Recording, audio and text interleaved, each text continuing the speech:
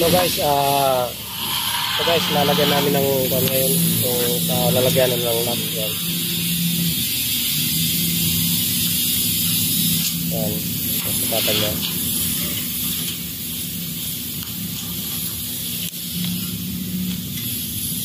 Yan guys.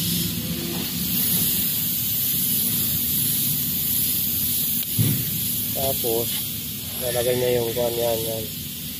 Ginawa ko yan na kuwan para hindi na sukat ng sukat doon sa lock. Tapos na marungan niya.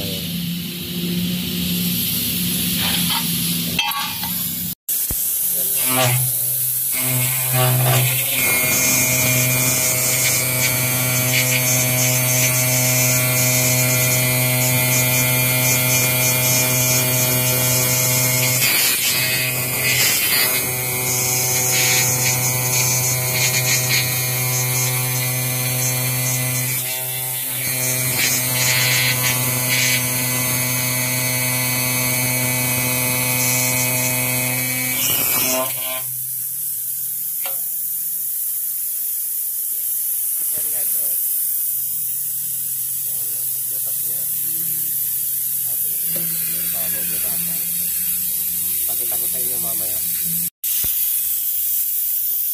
Yan guys, ito naman yung cylinder.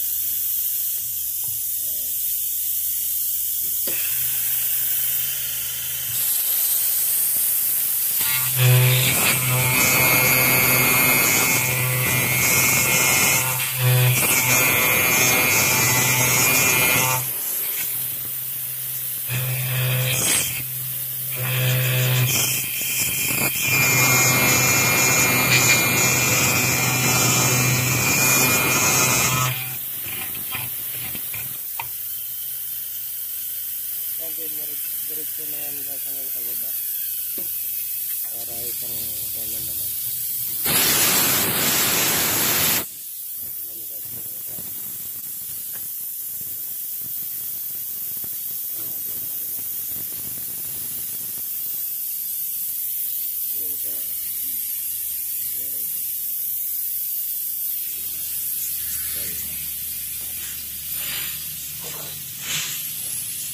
Ayan mga butakan pala. Guys, ito nga pala yung kwan, lalagay natin na lock. Yung ginagamit namin. Tapos, ito yung cylinder niya. Papakikita ko sa inyo guys kung kanina yung ginawa natin doon sa profile na binatasan natin para sa lock. Ito guys. Yan. Yan. Lalagay sa dito. Wow! Tapos, ito naman dito guys. Yan. Yan. Na siya.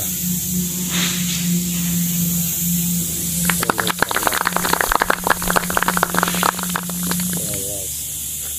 Ganyan ang ang proseso namin sa paglagay ng butas ng lock at saka cylinder. Salamat.